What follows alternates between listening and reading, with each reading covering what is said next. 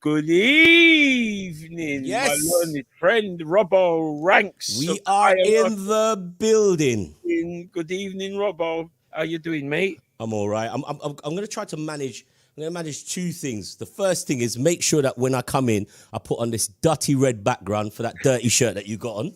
I take it from black. I make sure I'm here right at the beginning of the show. But I'm just trying to do too many things at one time. Good evening, Ernie. What's good, bro? It's the fixture list Friday night.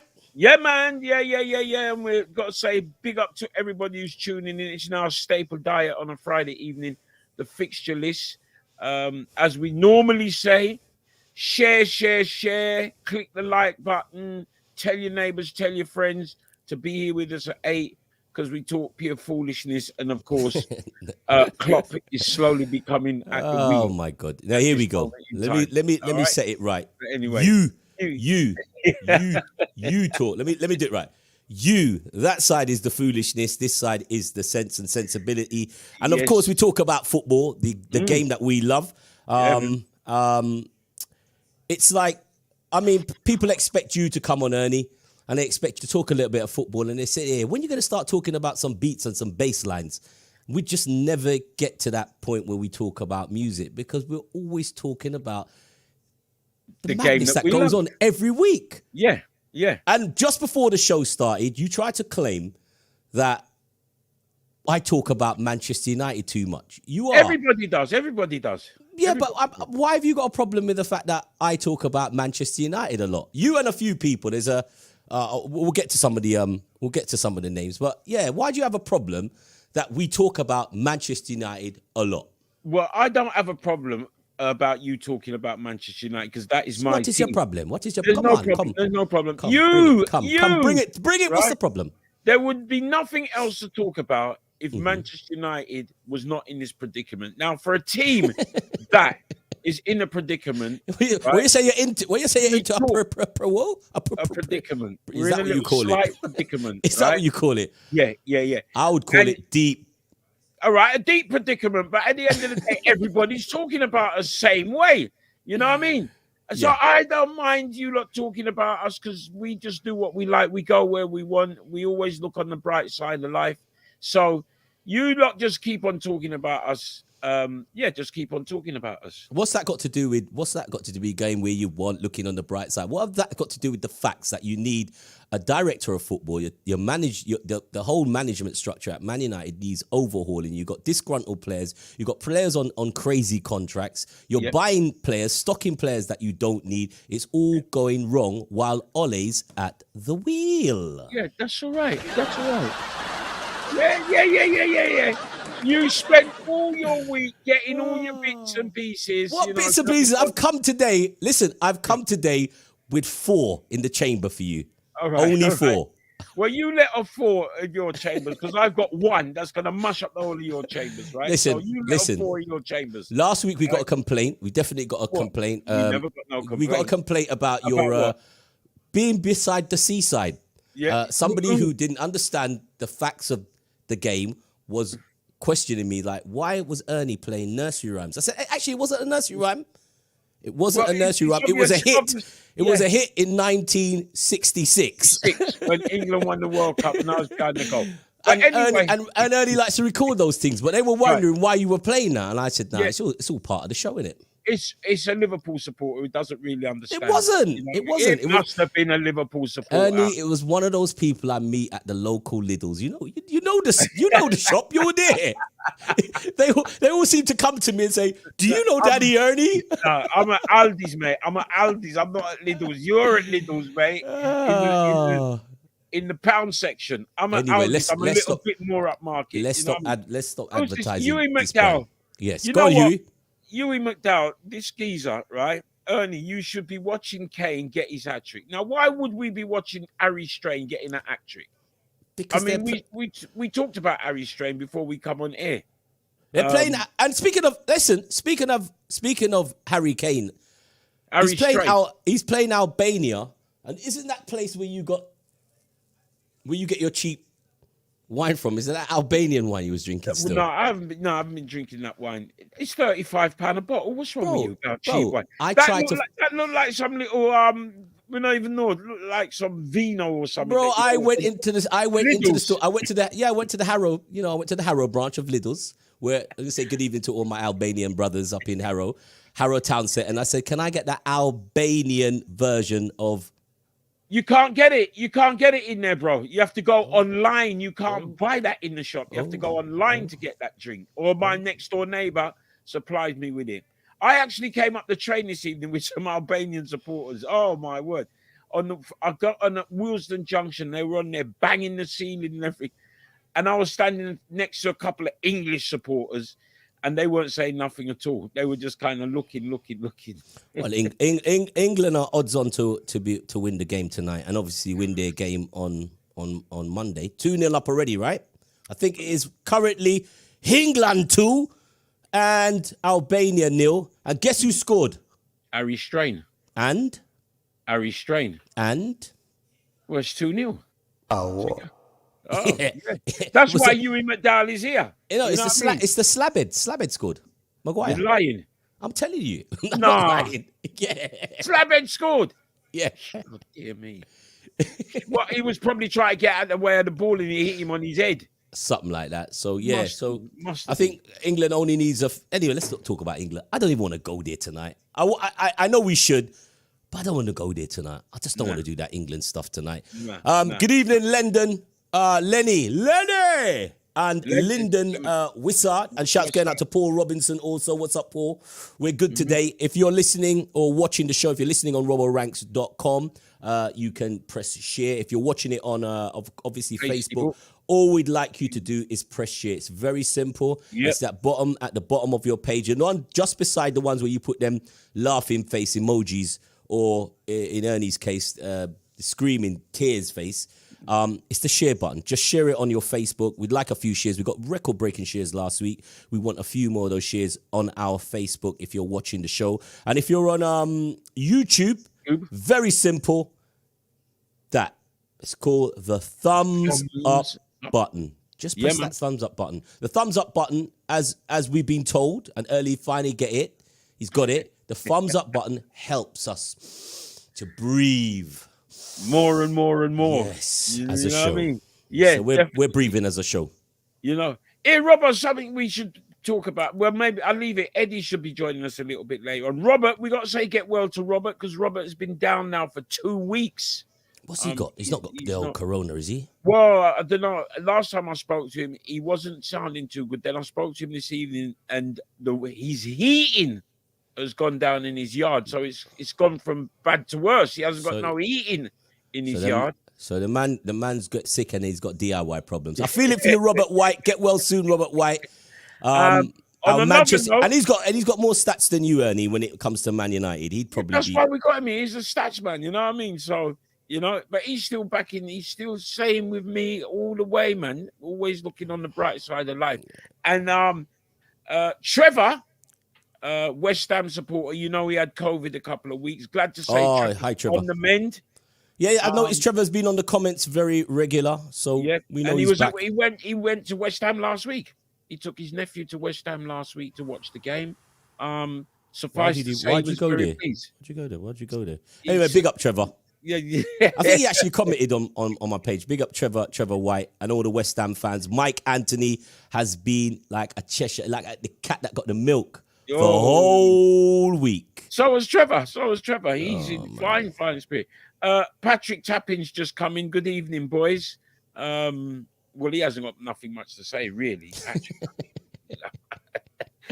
Patrick Tappins is a Spurs supporter. He's got a lot to say, man. He got the man that you couldn't get. Well, yeah, he did that. We didn't want, not we couldn't get. We didn't want. Patrick's claim to fame is that he now shops at the Sainsbury's car park in White Hart Lane. That is his regular place where he does his Saturday shopping, his week's shopping at the Sainsbury's car park. Apart from that, he ain't got nothing much to say. For now, Ernie, for now. No, he can't say nothing. He got 3 in his head the other day. But you're sitting below West Ham, bro. Patrick supports Spurs. I'm talking about you. Yeah. What about what? Saying what? What do you mean, what? Saying what? Rewind the tape. We won at West Ham. You never. Rewind the tape. You never won. We won at West Ham. Well, I'm just saying they're above you in the table. Anyway, good evening, Patrick Tappins. All the messages that's coming through, keep them coming. Your views, and maybe, just maybe, your views tonight on this program, we will follow the lead of the views. So if it goes a Tottenham way tonight, let's go Tottenham. If it goes a West Ham way, let's go West Ham. And if it goes a Chelsea way, which is quite possible, because the big man is in the building. Yeah. And if it goes a Manchester United way, we can go that way as well. No, we don't want to go that way because Ollie is at the wheel, and we keep telling you when this guy is at the wheel, we are all in trouble. All in trouble. We can't have this guy at the wheel. We're in trouble, man. We're in trouble. Yeah, man. Good evening, gents. Let's go the West Ham way, says Trevor Ward straight away. Shall we go the West Ham way? Shall we go the West Ham way, Ernie? The only thing is, we've been asking for weeks. What is the West Ham way? I'm still unsure about what this West Ham way is, bro. You know what I mean? But we can go the West Ham way. If somebody can tell us what it is, then we can go the West Ham way. Maybe Trevor can tell us because Trevor's a West Ham supporter. You know what I mean? Yeah, but he's been on the show, and he just all he did was just like blah blah bubbles was coming out of his mouth. Yeah, tired of that stuff. We want actually really honestly. And Mike Anthony was on from the great Rampage sound system, biggest sound system at Notting Hill Carnival last week on the show, and he didn't even give us an indication of where the West Ham way was. West Ham way was, yeah. So it's maybe we'll have to get someone, I don't know, like maybe Rio or somebody like that, somebody who's been at the West Ham Academy and come through, because Carlton Cole was on the show, and to be fair, he didn't tell us the West Ham way. He never told us the West Ham way as well. He was more interested in telling us about the fans, the relationship with the fans of Tottenham and West Ham, and the ultras and the bad people. Why Carlton Cole? Carlton. Fix up. Remember, you can watch the show on channel 182 tomorrow midday. Watch it all back and give you some more information and all that. So spread the word, let the people them know that you can watch it on Sky Channel 182. And there will be a rerun of the West Ham Liverpool game on there as well. So if you didn't see it, then you can watch it all over again. Anyway, it's time to let through our man who's this man. If it's reruns, I'm there. I'll be watching it with me nice cup of tea and my cozy blanket. Watching it in the afternoon. Shaun Wallace. K.A. The Dark Destroyer. Looking very smug, isn't he? Yeah. Do it again, Shaun. Do it again. Actually, do it again, Shaun. Do it again. Yeah. Not looking smug at all. Got nothing to be smug about. Oh, bastard. Really? No. Well, got nothing to be smug about. You wasn't that confident last time we spoke about 6 months ago. I mean, you wasn't. No, the last time we spoke, me and Robbo was having a right verbal sparring match, as I recall. And a week later, we went up to Anfield and we beat him 1-0. Then I didn't hear from him. Then I asked you to get him his telephone number, and you didn't get it. And the next I got the message, bro. I got the message. I just didn't want to hear from you, bro. Yeah. The next time I said I wanted to speak to Robbo was at 10:01 on the 29th of May, 2021. So I could sing the song Champions of Europe. We know who we are. But apparently that Robbo was out playing in that dart, so he wouldn't have taken the call anyway. So I've got nothing to be boastful about. I've got nothing to be smug about. Not at all. Okay. See, he's like a changed man. You're like a changed man. Well, anyway. Robbo, you know football changes just like that, right? So I take nothing for granted, mate. nothing for granted.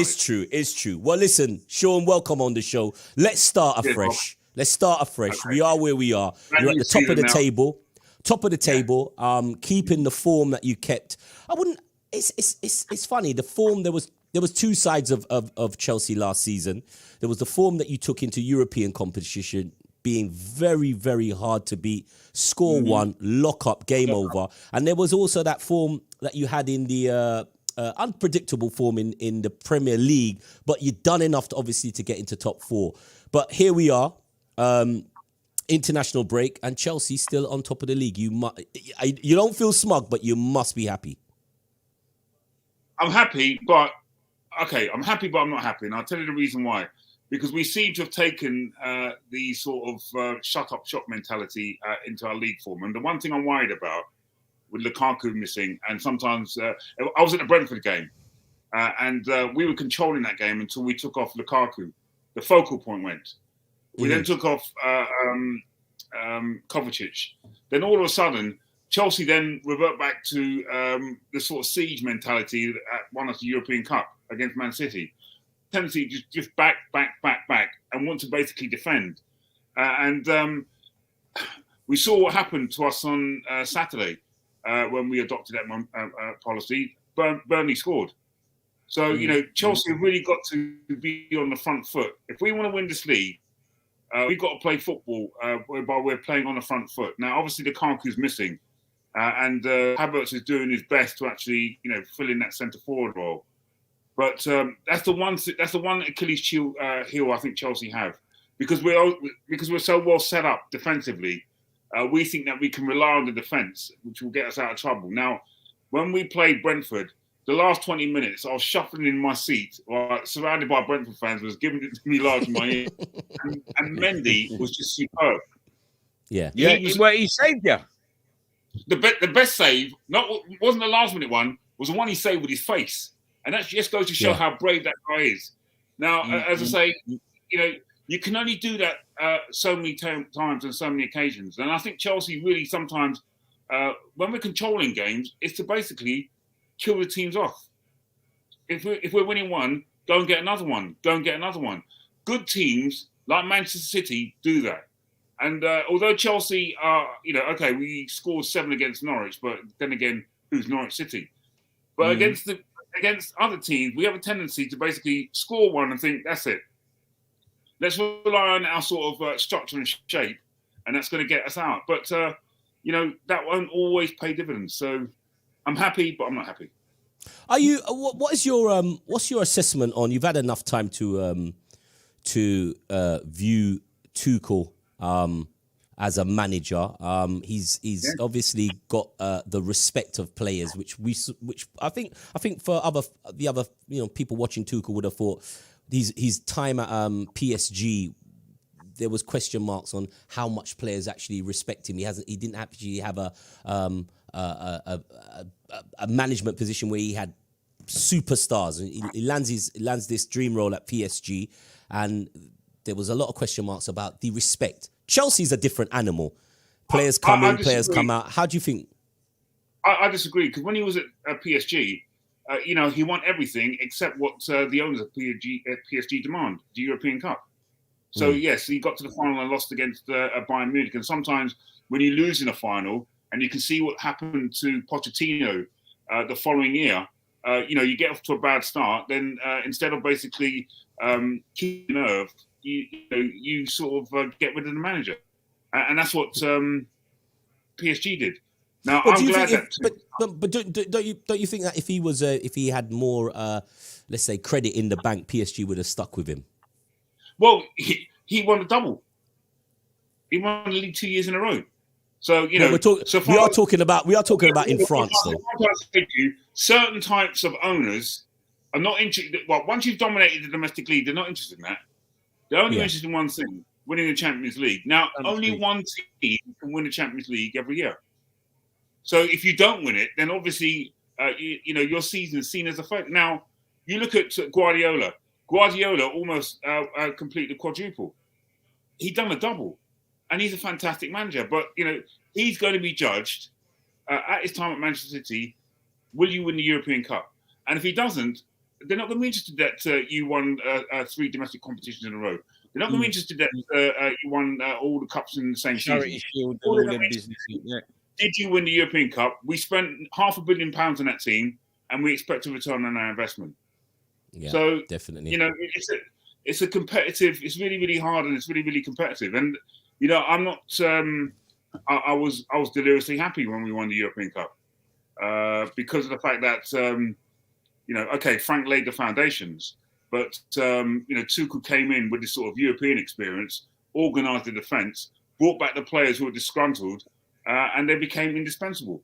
So you look at players like Rudiger, who was basically sidelined by Lampard. Yeah. You know, obviously he was one of the people who disgruntled alongside Alonso, were basically whispering in somebody's ear. The next thing you know, Frank lost 5 out of his 8 games after being top on December the 5th. Yeah, and he got the tin tack. So you know, it's all swings and roundabouts. So I think Tuchel's doing a good job at the moment. But as I say, those players have got to. If we want to be a really good team, I think that Chelsea sometimes. I'm not saying you shouldn't get rid of the solidarity, but up front we've just got to really punish it. We just really got to. And so far as Lukaku's concerned, okay, he's made an okay start, but he's gone 6 games without scoring. That's what I was going to ask you. What do you think about the Lukaku? Okay, he's brought a different dynamism because obviously he's the focal point. And everything seems to be going through him. But, you know, if he doesn't score, then what happens? I'm glad that other players are chipping in now. I mean, you've seen Rhys James has scored 4 goals this season. You've seen other players chipping in, which is really, really good. And we've seen Tino Werner having a bit of form and, you know, basically showing glimpses of what we really want him to produce. But, you know, Chelsea have got to be more ruthless in the front of goal because if we're not, I'm telling you, it's going to be very, very difficult. Well, they say leagues are won with hard defenses, and you definitely have that, Chelsea, for sure. There's no getting away from that. But you know, build upon that now, and you know, the front 5 have got to be clinical. And you know, I watched the game on Saturday against Burnley. Yeah, we were controlling it for 45 minutes. Then all of a sudden, Chelsea decided to basically say, okay, let's protect our lead now. That was attractive when under Mourinho when we were winning trophies, but I think a club like Chelsea now moved on from that now. So, you know, yes, keep the sort of solidity at the back, have a fantastic goalkeeper, have a great defence. But from the midfield going forward, you know, we spent close to something like £300 million. They've got to deliver. So are you saying that Chelsea's midfield's a little bit soft? It isn't really up there? No, I'm not saying that. No, no, I'm not saying that at all because I think the person who's going to win the World Player of the Year, the person I want to win it, I don't think will win it. I think Jorginho is going to win the World Player of the Year. I think he will win it. What, the Ballon d'Or? Yeah, I think he will win it, yeah. Can't see. Yeah. Well, you know, Robbo thinks it's going to be Mo Salah, and I told him Mo Salah ain't going to win it. No, well, listen. Okay. With all due respect to Mo Salah, yes, he's currently on form, probably the best player in the world. But the 2021 season is going to be judged on what you delivered. 100%. I think this. Listen, the Ballon d'Or. And you saw, sorry, Robbo, to cut you. Yep. You saw the man of the match was won by Kante in the European Cup final. You saw that Jorginho has won the European Cup, the European Championship. He's also won the Super Cup. Okay, and I'm not knocking the Super Cup because that is a trophy. And he was a whisker away from winning the Nations League when Italy got knocked out in the semi-finals. Now, that's, you know, and he was in the FA Cup final as well with a loser's medal. So Jorginho's been playing very, very well. But you see, Jorginho, I call him sort of an improvement on Ray Wilkins. Remember, he used to call Ray Wilkins a crab sideways. Yeah, right? Jorginho keeps the ball ticking over.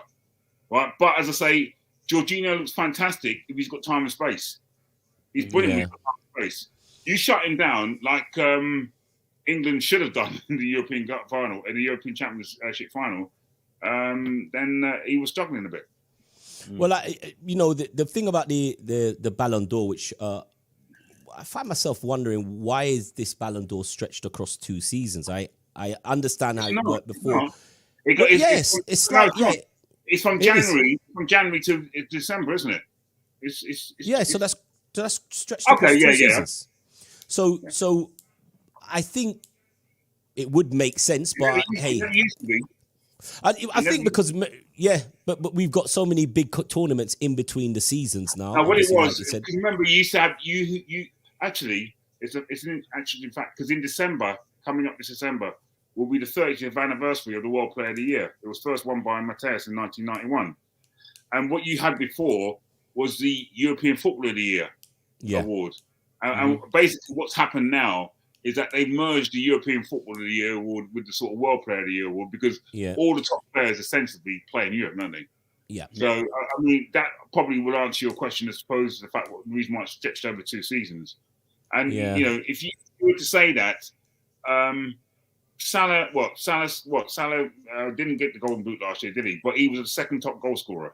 Yeah. But he didn't set the world alight. No, definitely. Liverpool had a terrible season last year, so that's what that would single him out. That's why his chances of winning is going to be slightly diminished because of what's happened. You changed the tune now. No, I said his chances, Ernie. But last week, if he was Salah, hang on a minute. If Salah, listen, over the period of time, just like what Shaun said with Jorginho's has kind of like he's hit his high point close to finals, and obviously what he's done with Italy, definitely his name is going to be in the runnings. But if you look at the time frame where Jorginho peaked as a footballer, it's very similar to what happened to Luka Modric. Modric won the European final and he was giving it. But the players before that has won the Ballon d'Or, Messi and Ronaldo. Listen, man, it's that 4 months into the end in the season, Champions League, and that's what they're deciding. Strikers usually win that big prize when it comes to hitting form into the European finals. So, I mean, there's some argument Kane should be involved in it. He scored lots of goals. Lewandowski. No, come on, Ernie. Yeah, Lewandowski, Kane. Yeah. The form of Ronaldo currently, if he had that form at the beginning of his season at Man United, like scoring really big, important goals, his name would bound to be in there because it's Cristiano Ronaldo. But the person who should win it is Kante. For me, 100%. I would say he's very much overlooked in that. Yeah. Yeah, he should. And I was a bit disappointed that Mendy wasn't even in the top 30. Yeah, that's a bit of a shocker. 7 years ago, that guy was working in a supermarket. Aldi's. And Ernie. Aldi's. Well, I don't know about Aldi's. It could have been. Aldi's is all. Listen, Aldi's is all over Europe. It could be Lidl's as well. Did you see the picture of him actually walking from Stamford Bridge to his house the other day? No. Did you see that? You never saw that? Well, if he's walking from Stamford Bridge, he's earning some good peas, man. Very expensive over there. Very pricey. Walking through the crowd, going to his house. I said, what? My man's on it. Good keeper. Definitely. Great keeper. I'd say great keeper. I wouldn't say good. I'd use the word great. He's made an impact at Chelsea. But... Listen. When he's come in, there's no two ways about it. I mean, when he first came to Chelsea, I mean, in his first 11 games, he only conceded about 3 goals. And he's given the Chelsea defence the confidence which Kepa sadly didn't produce. But Kepa has to some extent redeemed himself. He's looked all right all of a sudden, isn't he? Sorry? He hasn't looked too bad the games that he's come in.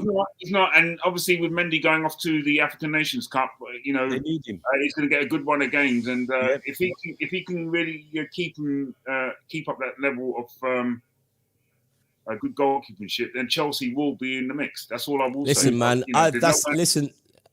Shaun, that's like music to my ears.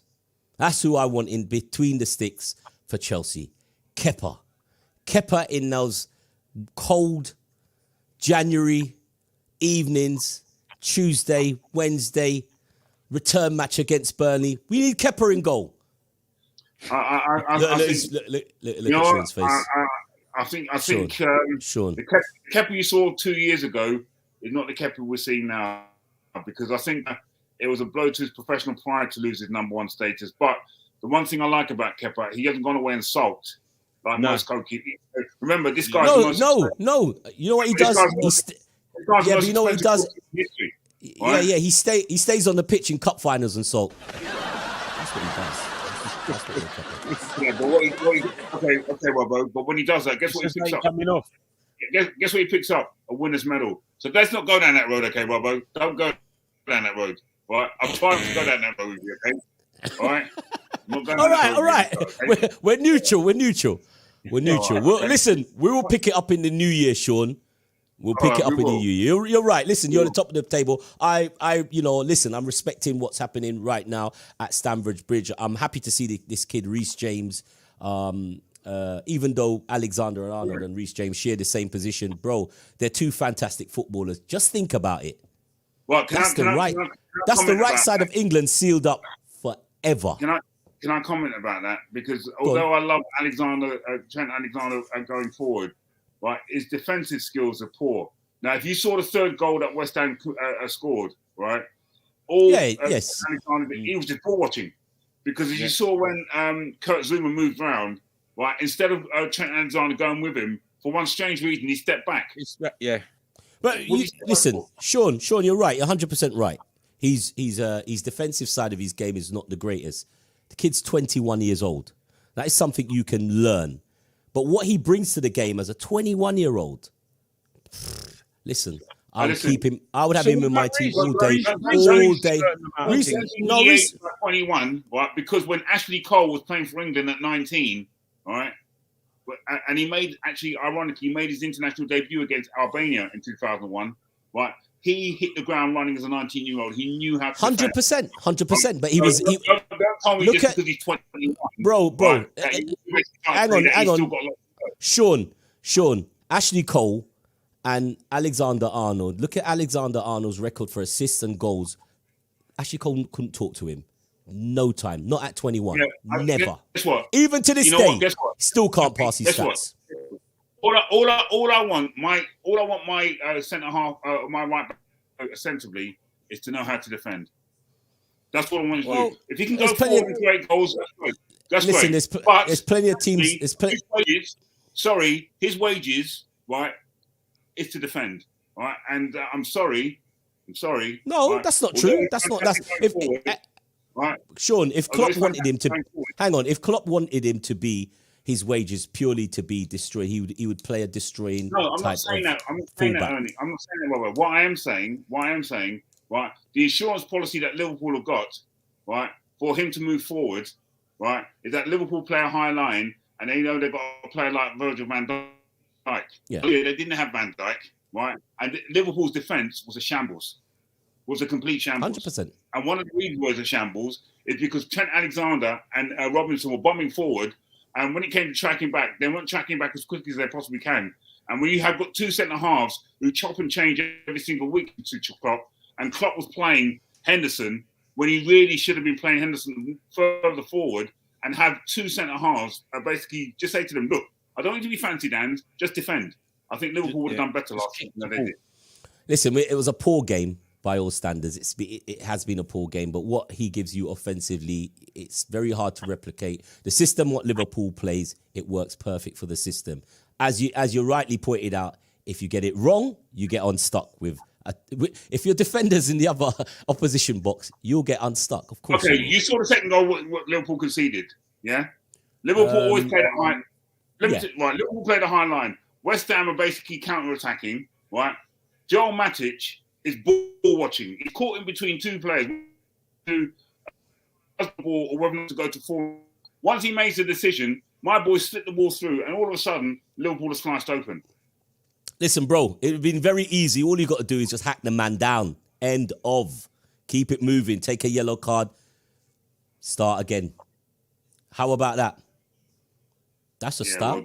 It's called dirty. Being dirty. It's being dirty. What do you guys think about Gerrard at Aston Villa? Who cares? Who are you asking? Who cares? Both of you. Well, don't ask me, Ernie. Ernie, I told you. Don't ask me. Well, the thing is, you know that Klopp is just keeping that seat warm for Gerrard. No chance. Klopp's got that job until he wants to leave. Okay, and then Gerrard steps in. Klopp will leave on his own terms. He's the type of manager who will leave on his own terms. He's got enough credit in the bank, right, to basically say, when I've had enough managing Liverpool, I will. I think Klopp's got another 5 years before he decides to actually. And in that 5 years, I think he's to try and win at least one more European Cup. Hey, listen, before we go on, let's read out some of these comments. As you can see there, I'll read it out for you, Shaun. Who's this Shaun guy? Who's this Shaun dude? Who's this Shaun bruh? He's deluded. I'm not a Liverpool fan, but Trent is world class. Come on. Yeah, Master Blanc. World class. He is. Ernie, look at the man's stats, bro. Listen. Are you not looking at what he does? Stats business has got coming. It's not to do with stats. Right? I can see what. Listen, the man's he's a pass rate. Trent Alexander is a quality footballer, right? Yeah. But if he wants to be world class, as I said, he's got to add to his game the need to defend. You see Cafu? They all do. You see Cafu? Remember Cafu? Yeah. Yeah. Cafu had stinkers as well. Listen, Shaun. Hold on. Let me just finish. Go on.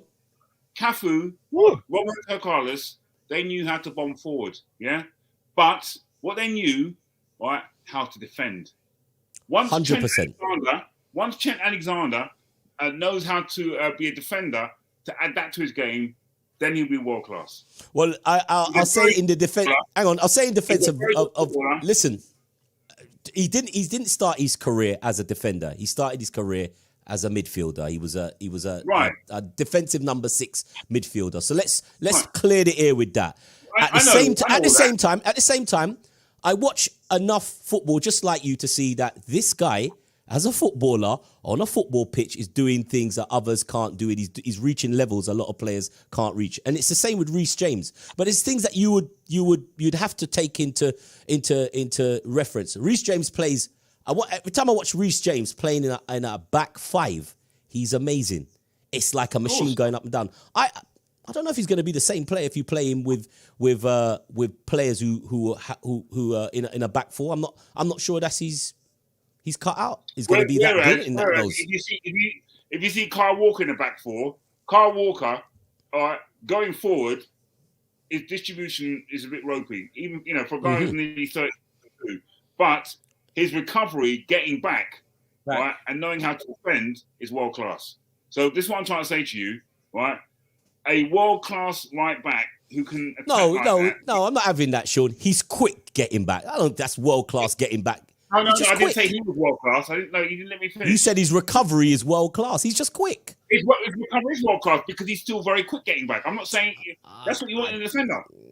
That's what you want in a defender. I don't know about that. That's what you want in a defender. Listen, why did Walker make the team? Why do you think he made the Euro Championship 11? Because you had Slabhead at the back with John Stones, and they're slow as hell. Yeah. Okay. So basically, when you need to put a fire out, guess what? Kyle Walker can get there. Trent Alexander needs how to add. If he can listen, let me say something about Trent. He's a very good footballer. Thank you, Devon. He's just quick. Right. Very good footballer. If you were to ask me between him and Rhys James at this present moment in time, who I'd go for, right, I'd have to say Rhys James. I'd have to. Yeah. Right. As a defender, yeah, 100%. Right. But I like as a defender who knows how to attack well and can contribute by scoring goals. Well, I tell you what, Shaun. That the first name you pulled out of their hat, Ashley Cole. I think that's it. If anybody, if any of them reach the levels of Ashley Cole, then that would be amazing. Ashley Cole, right? As a 19, I remember. Do you remember he was at Crystal? I remember Arsenal sent him out to Crystal Palace. Ashley Cole used to be a left-sided midfielder, right? What they basically said to him, well, guess what, Ashley? I think you could be a left back. Great. Listen, he knew how to defend. I'll never forget the time when England played. You know who he used to have in his pocket at his height? Ronaldo, Cristiano Ronaldo. Every time, because what Ashley Cole could go forward. I'm not saying he was a great cross in the world. No, he wasn't. But when it came to basically defending and getting back, You couldn't get past him. Well, let's agree to disagree. All these players are fantastic, and let's say, I mean, I'm not sure what the current score is for England, but England needs them more than they need England right now. So yeah, I've seen their comment there, sign Nichols saying Kurt Zuma has been a great sign. I wouldn't have sold him. I would never have sold Kurt Zuma. Not for £25 million for a start. He was absolutely amazing. So right now, England 5, Albania 0, and guess what, Ernie? Your mate has got a hat-trick. Harry Strain. By this time next year, he'll be the top record goal scorer for England. Good luck to him. Well done to him. Scoring a hat-trick is not easy at any level. All right, so Ernie, our guest. We have another guest in the house. Obviously, we have another 17 minutes of the big man in the building in his Chelsea shirt, talking a lot of tough Chelsea talk. But as we said, we're going to keep it calm until next year, and then guns will be blazing, man. Congratulations, top of the table after 11 games, 4 points ahead. Great. You can't complain. Nobody wins titles in November. Not interested. You keep your applause, mate. I don't want it. Okay. Thanks. Yeah. All right. Yeah. All right. Sure. Just before we go back, can I play this to Robbo, please?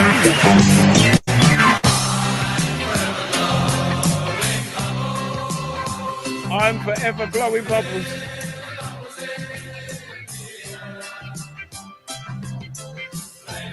All right, okay. Copyright purposes, Ernie. Copyright purposes, Ernie. Copyright purposes, Ernie. They'll crash the show. Ernie. He's right, Ernie. He's right, Ernie. He's right. Yeah. That goes with the seagulls as well. Yeah, you crashed the show, Ernie. That goes with the seagulls as well. Something all right. Something all right, yeah. 3-2. Great Daddy Ernie, man, bringing us crap like that. We expected some Super Jam selection, man. Anyway, people, remember you can tune into him. What day is it? Monday. Monday. Ernie, come on. Monday, Tuesday, Wednesday, and I will play that tune for you. Yes, and he'll be playing that. So if you need something, if you need a cure for insomnia, there you go, man. There you go. Daddy Ernie with that. You know that. So special guest, we've had the seagulls and we've had the bubbles, and our special guest is Errol Mackellar. Okay, Errol Mackellar. Yeah. Come on. Let's start again. I know. Shaun understands the TV big ups because he's on there when they roll the drums and they say the Dark Destroyer and he comes walking in. Come on, start. Let's go. And yeah, all right, we'll leave that. Come on, let's go, Ernie. Let's go. Start again. Our next special guest has been doing some stellar work for Prostate Cancer UK, and he's a Tottenham fan, the one and only Mr. Errol Mackellar. Stellar work. I'm not having Ernie. I'm not having it. No, sorry, Shaun. Shaun, you know the standards. You're an ITV man. That was awful. Stellar work. Doing what? Come on. I said for Prostate UK.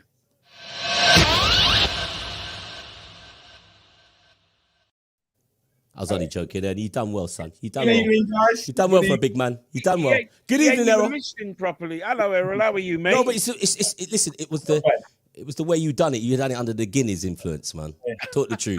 I've got to tell you, it's very interesting the way you guys are talking about defenders and the way how people play and defend. It's an interesting conversation. Don't tell him about me, Errol. Don't tell him about me. Yeah, well, I always tell the story about Ernie and I will tell the story about Shaun as well. You know, both could have made it as professional footballers in their younger days. Yeah. You know, I heard Ernie was good, but I've not heard that about Shaun Wallace. No, Shaun was very good. I haven't heard that.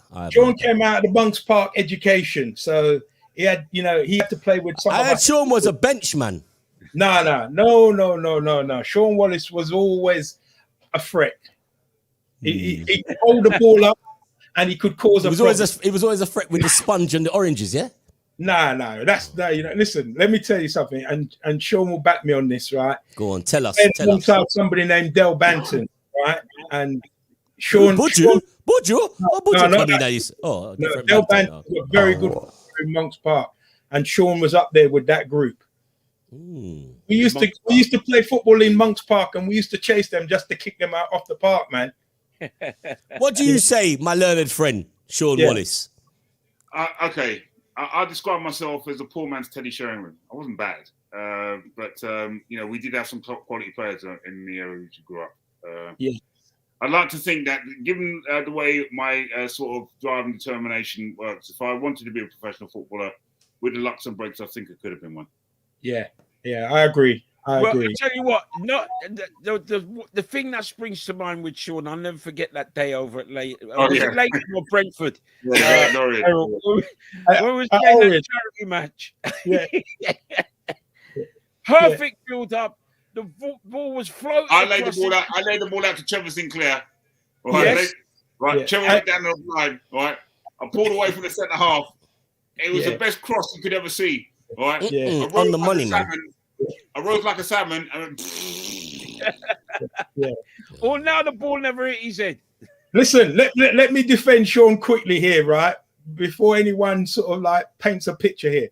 He came back afterward as the manager, right, and redeemed himself and nearly beat a team full of pros, right, with what we call celebrities and past footballers, man. So I have to give him credit for that.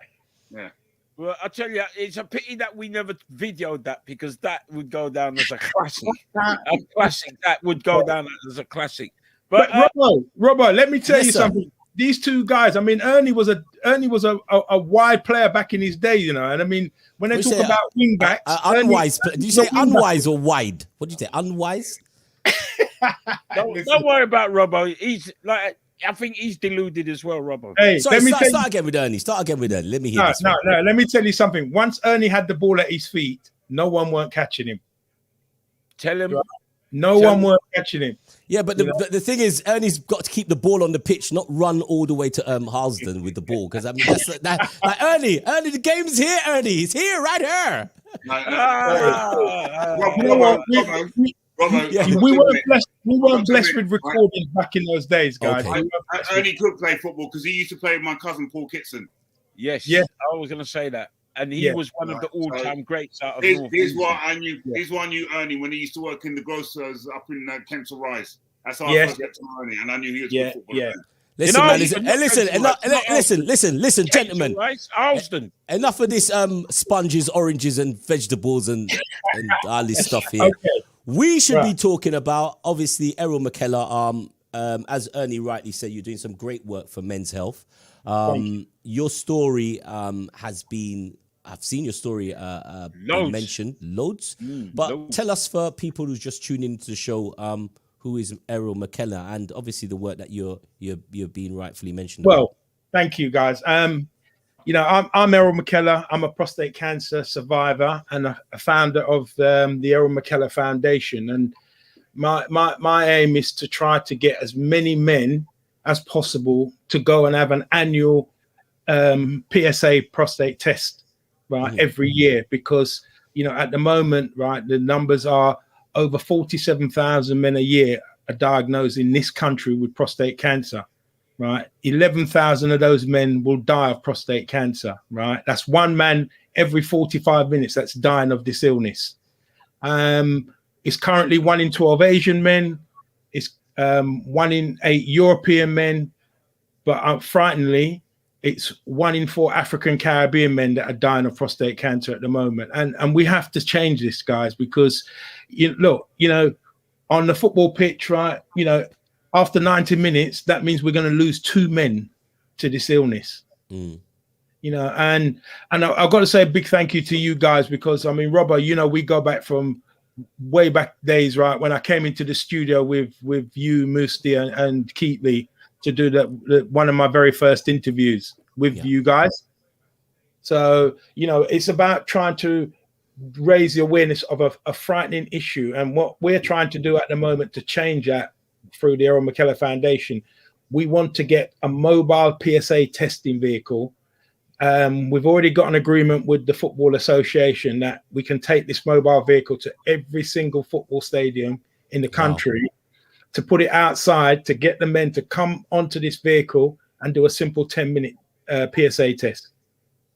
But Go on. Errol, we've got Devon there. He says, how do you get checked? For Right. prostate cancer. Right, and that's you know what? Thank you, Devon, for asking the question, because everybody is paranoid about this rectal examination. Let me tell you, right? I'm involved in the research work for prostate cancer and the testing, and the I'm one of them. Listen, Errol. Proud of you, man. I'm that guy. I am Okay. petrified. Yeah, but it's not. Listen, it's a simple blood test. It's a simple blood test, and this blood test that we are talking about, right? It can be administered to the person, and we can give you an answer, right, within 35 minutes as to whether you have a problem with your prostate or not. So that's the other method. What I'm frightened of That's is old that school. Yeah. is that where that hesitation with That is the hesitation, and you know what? It's all about educating, guys. You know, it's very, very important that we get this message across. You know, Ernie, Ernie, you say it's old school. Did you get that old school treatment? Yep. From 35, I've been having my prostate checked, mate. From I was 35. And you know what? I had the old school treatment, and I wasn't frightened to have that old school treatment because and the reason why I wasn't frightened because what happened to my because what happened to my dear friend Errol. That's why I wasn't frightened. Yeah, no, thank you, Shaun. I mean, listen, I mean, you know, I asked the question. I only asked the question because I want to see the reaction from each of us. I'd admit it.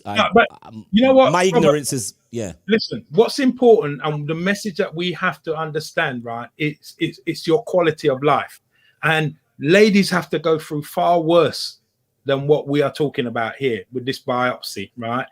Now, the new test has improved a lot in 10 years, and that's why I set up this foundation, and that's why I want people to come onto the foundation, because the information that they're going to get is very current, very up to date, right? Because, you know, people are still caught up in this issue about not going to get themselves tested. And the one thing that is important that we must understand is that as an African Caribbean man, right, we are the high risk because we leave it too late. Is that the only reason, though, Errol? Why are we such high risk? Because you know what? No, you know what, Ernie? No, it's because we are still reluctant to talk about this issue. As a man, we talk about football, we talk about sex, we talk about everything else apart from this issue that affects us as men. And I think there's three problems myself. Yeah. One, what Errol alluded to, this so-called macho image that we're men and we don't feel that we're invincible. Secondly, we need to get rid of the apathy, which basically surrounds us as black men. Getting ourselves checked out because we just can't be bothered. And more importantly, we need to break down the taboo in relation to the fact that the so-called testing in the past is so demeaning. Apparently, that now, as Errol said, there's been great strides been made in terms of the way in which people can be tested nowadays. And once we break down the taboo, once we get rid of this sort of macho image, and once we get rid of the apathy, then hopefully we'll see a greater take-up. Yeah, no, that's well said, Shaun. I mean, and that's important. That's why the Errol Mackellar Foundation was formed, because this is a message that it's not me who's going to make a change. It's all of us that's going to make a change. And, from a man's point of view, right, we need to understand, right, that it's important for us to have this test done. We have to be involved in the work going forward to improve this, because this is a silent killer. This is not going to go away. There's currently over 330,000 men that are going through this problem, living with this issue now as we speak. I lost 15 guys to this prostate cancer issue last year, and I've lost 6 already. So how do we change it? By getting involved in the foundation, right? Not just to donate money, but come with your ideas, and we're not just talking about men, we're talking about men, women, everyone that can come with an idea, because we have to get rid, and like Shaun said, we have to get rid of this attitude that I'm not going to have this examination. The new things that are available now, right, by asking the questions and for me and the team of people that's around us to speak to those that need to get this information, it's important that they know, right, what is available. And we're saying that by us going and getting a mobile testing vehicle, if men aren't going to get themselves tested, we're bringing the test to them. So, Errol, can you tell us about your story? Because what you're doing is obviously right. Well, my story. How did your story start? Yeah, my story started at the end of 2010, right, when my wife Shaun was complaining about me snoring. And before I go any further, snoring doesn't have anything to do with prostate cancer. But the reason why I mention the snoring is because 9 times out of 10 people find out purely by accident. So I said to her, you know what, you make an appointment with the doctor and I'll go. And she made the appointment. I went to the doctor, sat in the reception room. I picked up a leaflet, read the leaflet, and I said, you know what, right, this is a leaflet about the PSA testing for black men, right? I went to the reception to make an appointment to come back and do this test. When I got to the reception, the lady said, you know what, Mr. Mackellar, you don't need an appointment. This is a simple blood test that takes less than 10 minutes. Well, little did I realize it was going to change my life. Anyway, a week after that first blood test, they called me back to do a second blood test. I did the second blood test, didn't think anything of it. A week after that second blood test, I get a phone call, right? They want me to come in to do a biopsy. And you know what was frightening about that is I put the phone down and I rang my wife and I said, doctors just phoned me up, said they want me to come in and do a biopsy. And she said, when they want to do that? I said, they want to do it today, this morning. So she said, okay, don't worry. She said, don't drive, get a cab and I'll meet you at the hospital. So just before I put the phone down, I said to her, by the way, what's a biopsy? And to be honest, I'm kind of glad she didn't tell me, because I would have had the same attitude as the people that I've been out talking to about this issue, you know? And as I said, it's not comfortable and it's very intrusive, but it's very important. If you have a problem, it's very, very important. So to move the story on, right, 1 week after that biopsy, I had to go back and have a scan done. 1 week after that scan, they called me and my wife into the hospital. We sat down. The doctor said, Mr. Mackellar, your prostate is covered in cancer. Well, guys, I got up and I walked out the room because I thought this conversation was gone right over my head. And I went and I sat in my car. And you know what? Even to this day, right, I still don't know whether I was scared, frightened, or both. I just burst into tears, man. I just completely lost control. And I looked up to the sky and I'm thinking, what do I do now? Because I just felt helpless and lost. And this is why, guys, the women in our life are very important, because, you know, my Shaun, she come in the car, she sat down, and she said, listen, all the years that I've known you, I never see you quit on anything that you've ever done. So I had to wipe the tears from my eyes, guys. I had to man up. And I looked at her and I thought, is she having a go at me, or is this her way of motivating me to do something about this? And I took the latter, that's what she was doing. I said, come on then, let's go back in and face the doctor. So we went back in. I said, doctor, what do I need to do to deal with this problem? And he said, Mr. Mackellar, if we don't remove your prostate, you could be dead in 6 months. So, you know, I looked at him and then the whole thing started to hit me where we were going with this conversation. And I said to him, look, you know, if that's what I have to do to stay alive, I'll take that option. And he said, look, there's some issues that you have to deal with, and there will be some side effects that you have to come to terms with. And I said, doctor, if I've got a chance of staying alive, let's do it. So I did the operation, but unfortunately, the cancer had already started to travel. So I had to have over a month's worth of radiotherapy to burn away the rest of the cancer. And that was really difficult. So by then, I was out of work for nearly 6 months, you know, and I sat down with my wife and I said, listen, you know what? I need to find some way of doing something about this, because I have to thank God that I'm, you know, for the amount of cancer that I've got, that I'm still alive. And my wife turned to me and she said, listen, she said, you know, this cancer has only knocked you down. It hasn't knocked you out. So what you're going to do, you're going to go the 12 rounds with it, but you're going to take everybody in the ring with you. And that has been my inspiration. And 6 months after being out of work, I went back to work. And for those who know me, I used to run a garage in Hackney, right, servicing, repairing, and MOT in cars. A guy walked in there, right, the first day, and we got in a conversation. And I turned to him without realizing And I said to him, when was the last time you had your prostate checked? And the conversation stopped being pleasant. And he looked at me hard, man. And he said, what the bleep has that got to do with my gearbox not working on my car? Right? And I turned to him and I said, I tell you what, I said, if you go and get your prostate checked by the time you come back to pick up your car, I'll give you 20% discount on the work I'm going to do on it. Well, guys, I clearly didn't think about it properly when I said that, because 2 weeks later, he come back in the garage and he said, I took your advice, and he was waving this piece of paper. And I looked up in the sky and I said, Jesus Christ, man, this has just cost me 200 quid. Right? and you know what? He turned to me and he said to me, listen, I don't want you to give me the money.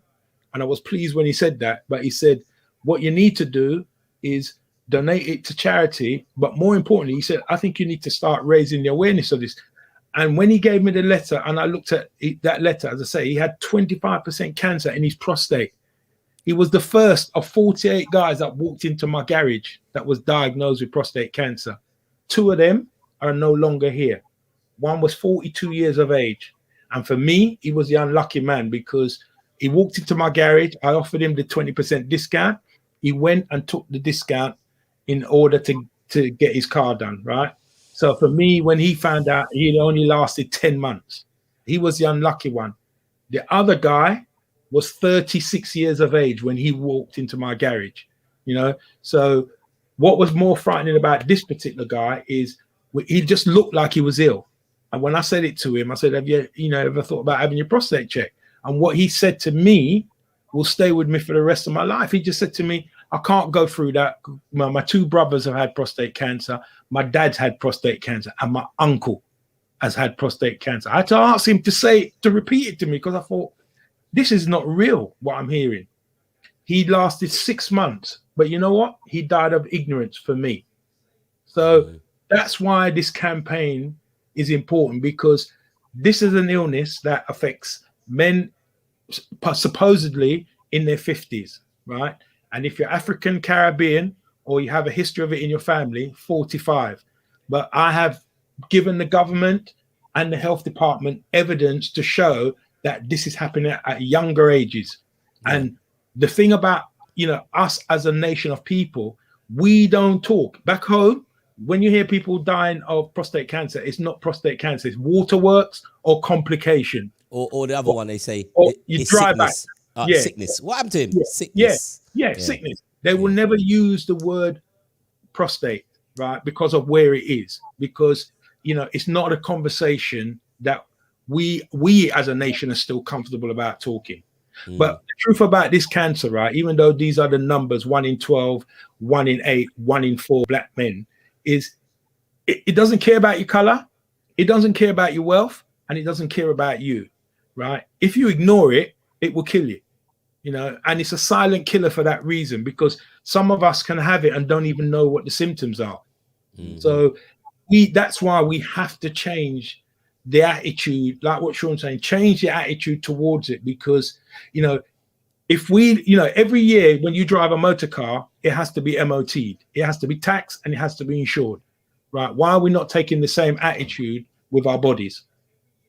So, it's not just me who's making a change, it's all of us. I mean, you guys have been instrumental, right? As DJs, because you guys, every given opportunity, you get this message out there. Shaun has been with me in this campaign from day one. So, it's all of us that's making a difference. I mean, 2 weeks' time, I'm going to collect an MBE, because they said that the campaign has saved over 1 million lives, right? One man don't do that. It's all of us that does that. So, to your listeners and that, proud of them, but they need to stay with us on the Errol Mackellar Foundation, because we have to make that difference, guys. So hold on, Shaun. Hold on, Errol. I thought you got the MBE already. I ain't collected it yet, right? The Queen was busy. She was busy. She was busy supporting Chelsea, innit, at the time. So that's why I haven't got it. Yeah. She was Europe final in May 2021. You're quite right. They're busy. Yeah. And she was the Super Cup. All right. Yeah. You're quite right. But you know what? Okay. Eddie's just come on, right? He's another big campaigner for me. And guys, we in the Errol Mackellar Foundation are gonna make this work, right? Because it's about education and it's about helping men to understand that they're not alone when they go through this battle. You know, it's coming together to make a difference. Errol, don't go away. We're going to pick you up some more because Okay. The hesitancy I want to talk about again. But I know Shaun's busy. He's got to leave us. He's very Where's busy. he going? He ain't got nothing to do. I just come to warm him Is it up. quiz? Is it not quiz night tonight? Shaun, is it not quiz night tonight? Hello, Eddie.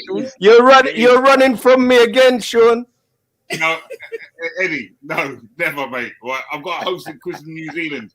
Right, yeah, I do a lot of quizzes in New Zealand now.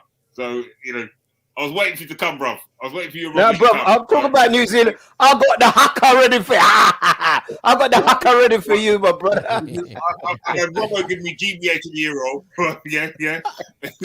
I told you, listen, Shaun, the real bet they did GBH will last start week. in the new year, man. In the new year, we'll do that GBH. Oh, okay, But listen, thanks for joining us. Yeah, sure. And look, Brilliant. Shaun, Love you, Eddie. the timing was perfect. Whilst you're at the top of the table, I'll see you in the new year. Exactly. Keep your phone on. I'm going to nice phone you. Keep your phone on, bro. Edward. Edward Nesta. Hello, Errol, Eddie. I can tell you what it's like, bro. I've picked up mine. Hey, thank you. I'm going to be ringing you over the weekend for advice. Don't worry. I picked up. Well, Yeah, bring food with you. Make sure you use the people them toilet, cause that's what I did. Yeah. Didn't you get cucumber sandwiches when you picked up yours? No, but the thing is, Cucumber alone. and salmon. Cucumber and It's like salmon. the kids were Salmon, sleeping. They're like, "Daddy, when's it gonna finish?" It's long. Bring something with you. Go use the people them toilet. Tifa tissue, Tifa soap. Do something, innit? I dare say bring it to. Eddie, what did you say? Who gave you yours? Who gave you yours? Was it Funny Max? enough, you know, mine was William, and it was just about the time after the engagement, and I heard a few things went down in the party. So I said to him, I heard Idris dropped a few because he was playing in the stag night thing, and he said, and listen to what the heir to the throne of England said to me. Idris was banging. Now I don't know if he's talking about music. But he's talking about something else that was going on. But I was like, what? He was banging? That's what the Listen, if it was Harry, you don't know which kind of banging he was talking about. Banging. Is that banging? So listen. At that point, Eddie wanted to take him to Hackney, you know. At that point. Eddie wanted to take him to Hackney, you know. Show him the ropes. You know, in Hackney, we think the Raw family they're synonymous with paint, the smell of paint. Because anytime them people was come to town, that's things that was broke down and mash up. That's the only time everything get liquor paint. Yeah, everything got Definitely. fixed up, you know when you meet them, they tell you you have to just put your hand out. You can't squeeze or anything like that. You just have to put your hand out, and they will squeeze your hand because they shake. Did he have soft hands then, Ed? I didn't touch him. He used ice cream fairy liquid. No, something like Eddie. The man hands you it jukes this medal in your chest. Did he have soft hands? Come and tell us the truth. Tell us, man. Bruv, you're bringing your foolishness on here, you know. I'm going to ask me if he had soft hands. What kind of I'm asking Eddie if the brother would touched him have soft hands. Simple question. No, it's just not a hard about that. Nothing hard about that. It's just the way your mind is strained. Your mind's going east again, isn't it? My God. Listen, Errol, just another question I want to pose before Eddie brings the foolishness. Yeah. You talked about the hesitancy.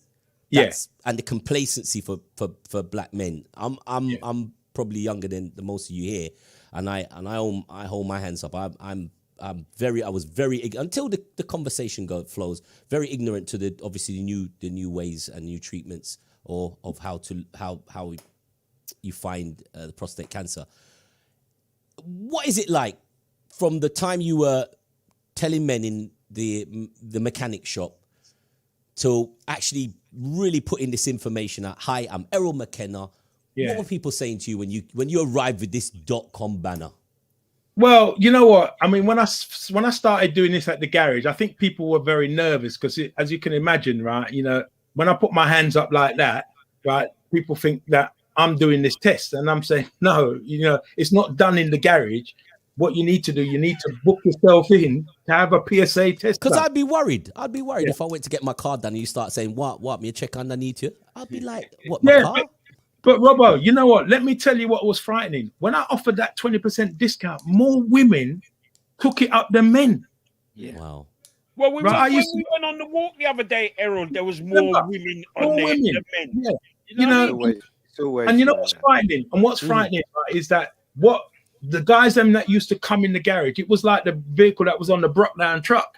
That's how they used to come in. They said, boy, the wife is not doing this with me and she's not doing that with me. And I'm saying, guys, she must love and care about you, man. Right? All she wants you to do is go and get that simple 10-minute test done. You know, back in the days, the rectal examination was what it was then.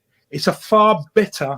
Is that still a carryover though? Because is that still a carryover now? I had mine done 2 years ago, and I put it off for ages. It isn't a nice thing. It wasn't something that I wanted to do. It isn't something to look forward. Well, it wasn't something for me to look forward to. But when she came in and she said, "Do you want someone else in the room?" I said, "Do you need someone else in the room?" She must have been about 25, and she come and it wasn't a thing. But you know, guys, Robbo and Ernie, all seriousness, I must have interviewed her 10 times and or more, and you know, I think that we're able to get closer to it now.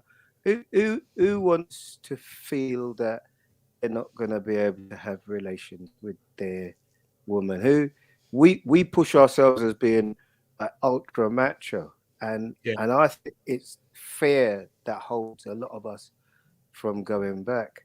So people like Errol, for me, I just applaud him, you know, for coming forward and for putting himself out there and encouraging men. And you know, I was just looking. I got my badge. Errol gave me some badges. I got my badge.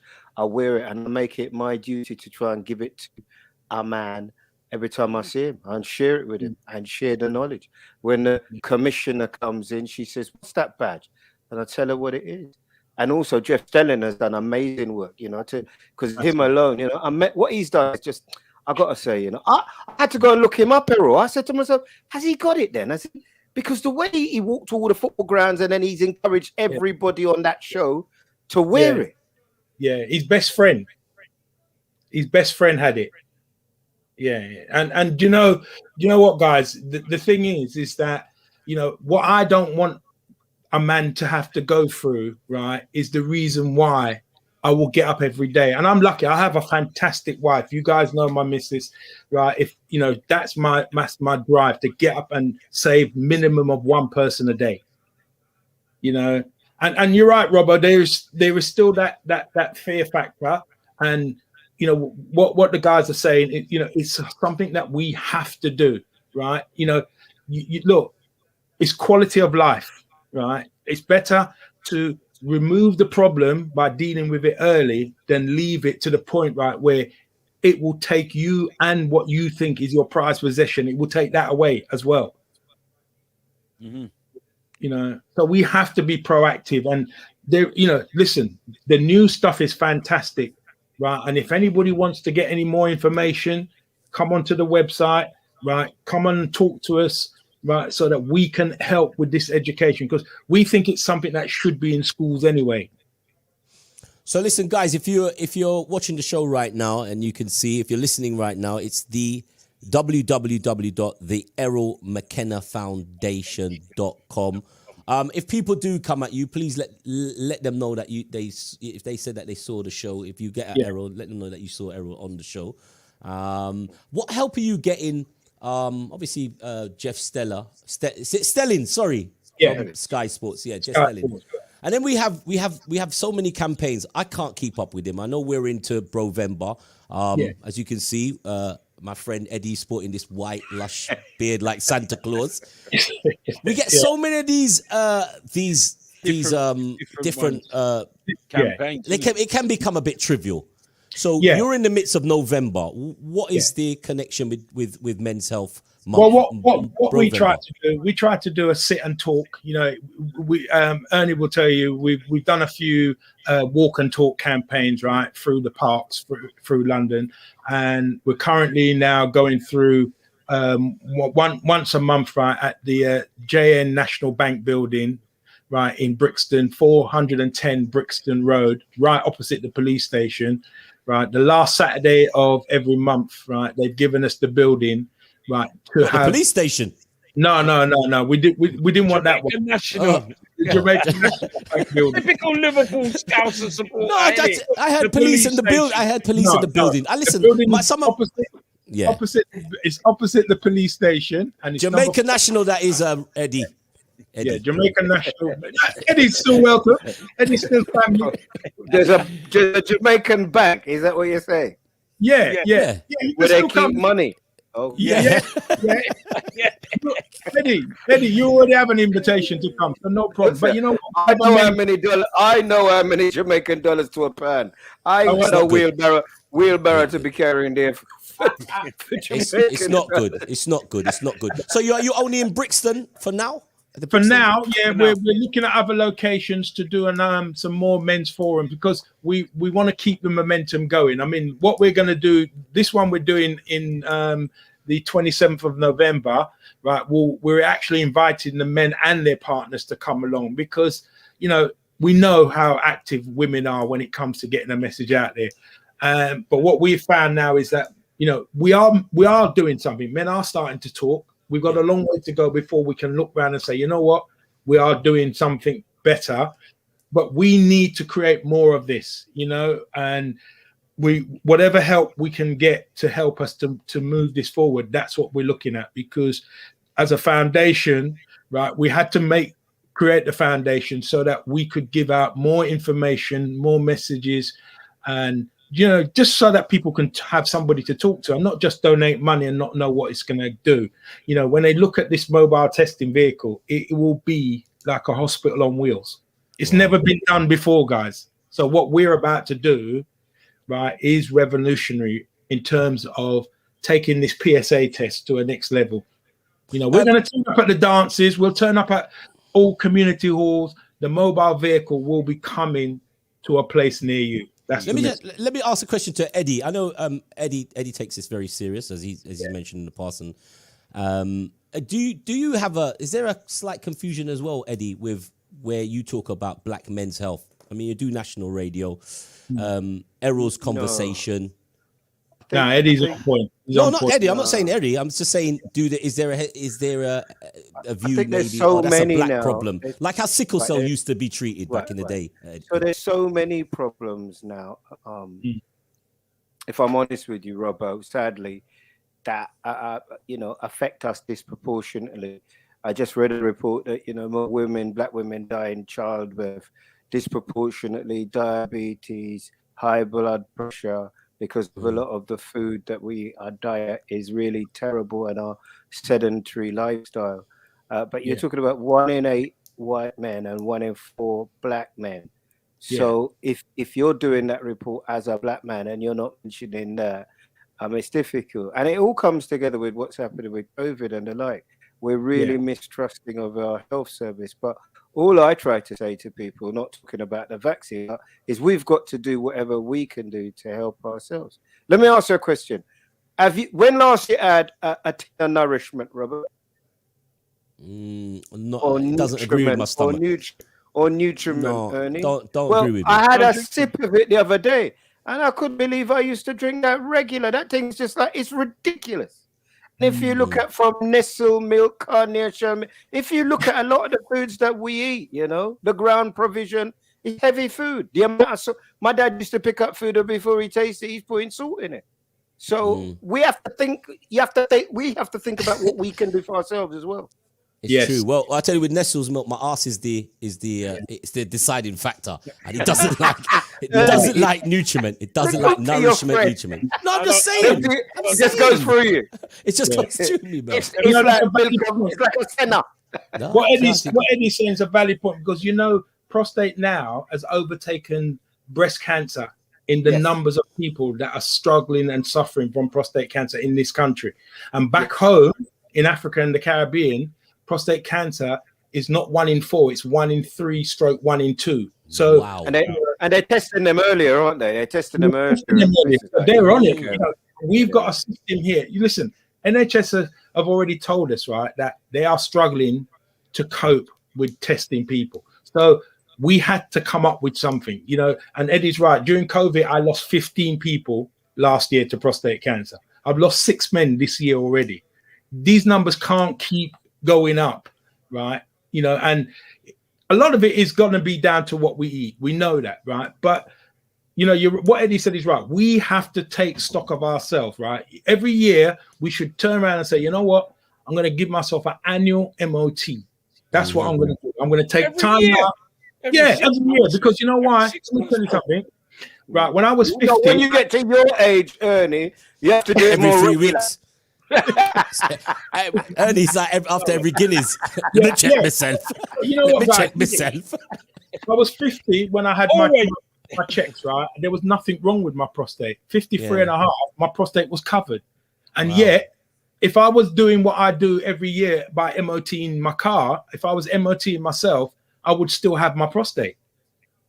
You know, and the biggest problem with having a prostate issue is after you've had the operation, it's the recovery. It's the mental side of how you have to deal with the fact that you're not going to be like Usain Bolt anymore. You're going to be a little bit like Mo Farah.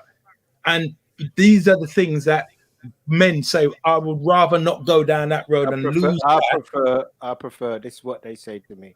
You know, we have to take stock. That's what when a man stand in front of you and tell you he'd rather die than go down that route of losing that, then you know we got a problem. Wow. But that's how we've defined our. I mean, you know, again, we put pressure on ourselves. Every man is the best fighter, the best driver, and the best in bed. And if you measure yourself, all man like Robbo give his one a name. So if he's losing it and he's giving it a name, he's giving it a personality. Bucky Joe. You can't lose Bucky, sir. Bucky. Robbo is one of them that will go and get his MOT, regular MOT, because he wants his car to look the part and drive like it looks. It's got high mileage and rust. That Bucky is a rust. No, he better start because he was terrified. Now Errol. I'm calm. I know.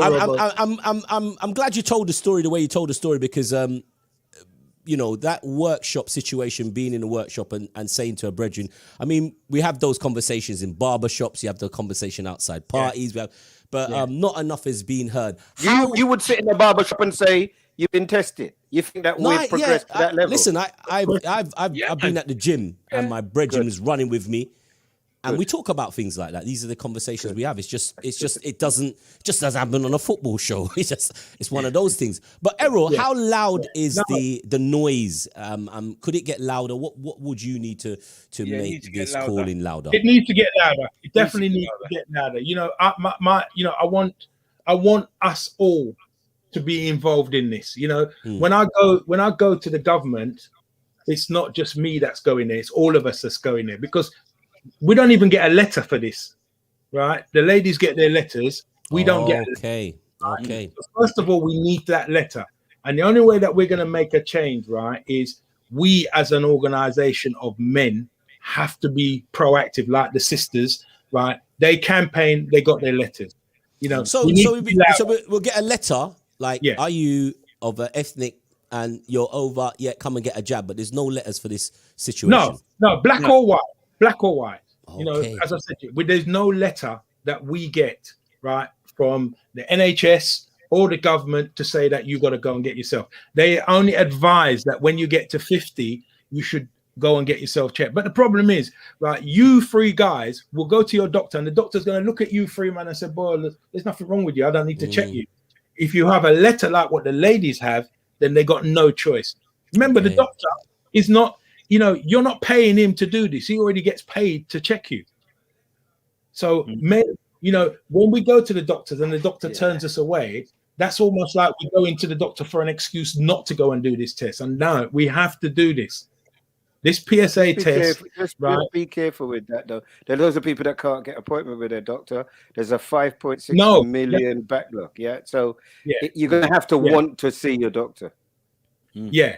And that's why, Eddie, if we get a mobile testing vehicle, right, then that problem, we how much is it that cost, right? It helps. Right. To buy the mobile vehicle is £450,000. to put it on the road with the NHS approved staff, right? The whole thing to buy the vehicle and put it on the road to do 20,000 tests a year, right? It's going to cost 1.1 million. That's what it's going to cost. So How do you? Yeah. How do you? It's fantastic. How do you even start to think about raising that kind of money? Well, we're doing everything that we can to raise it. You know, we're talking to some very big players out there, but you know what? We're a long way away from getting it right, and we need to hurry the pace up, and we need to get it sooner rather than later, because you can't have over 11,000 men a year dying of this problem. You know, we would love to be this time next year.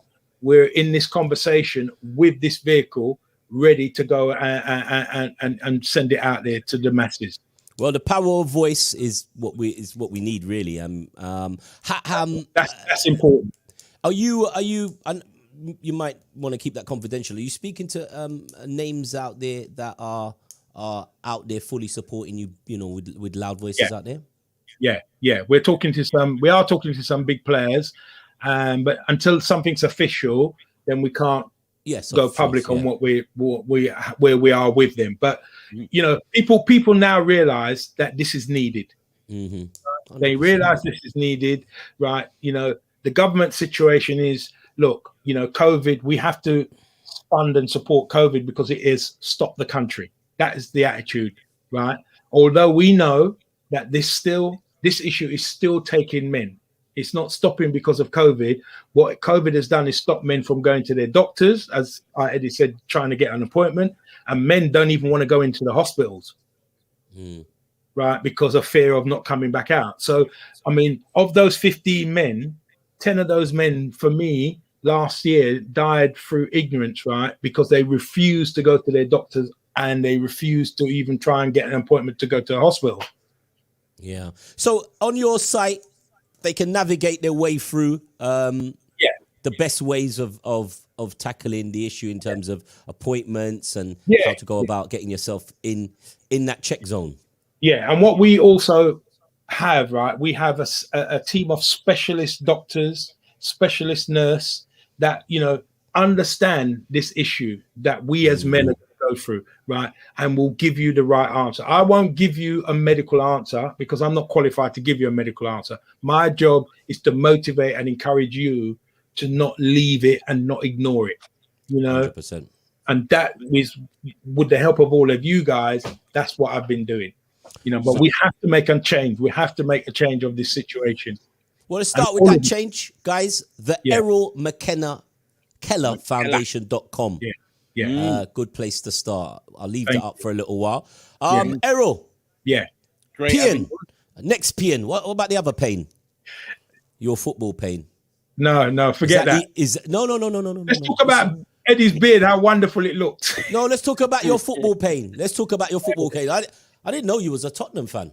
Yes. Well, someone had to. Is it sweet pain? Is it nice pain? Because no, it's not. It's not. You know got what? Don Skilacci at the controls now. I mean, I'm looking at you three, and I'm very proud of you because you know your teams at the moment are performing. Even Shaun, you know, we listen. I felt sorry for the manager because the manager that we had, right, he had players that was not performing. You had Harry Kane who didn't want to be there. He's performing tonight. He scored a hat-trick. Of course he's performing. I mean, listen. It's Albania. Let's not get twisted. It's Albania. Yeah. So you want him to score a hat-trick against Italy and teams like that. That's what you want him to do, you know? Well, he's got Don Skilacci. Don Skilacci will show like the zoning on the problem. And well, if he can't get it right, then no one can. If any man can, he's just upped his price for Man City. Yeah, and that's what he's done. Right? I mean, I thought he was going to go to Newcastle. I actually thought this manager was going to go to Newcastle. So for us to get him, right, he was our earlier choice before the previous manager, right? He was our earlier choice before the previous manager. But in saying that, you've got to have 11 players on the park who want to perform, and we have not achieved anywhere near that this season. You know, our performances have been embarrassing at times, and and as a Tottenham supporter, it's been very difficult to sit and watch that. You know, and me as a football coach, to look at players not doing, You know, I mean, you were talking, you and Shaun were talking about defending and who's good and who isn't good. We don't have one player in there that's actually defending at the moment. What do you think about your performance against Newcastle? I mean, Don Skilacci was there. Yeah. You know what I mean? Yeah.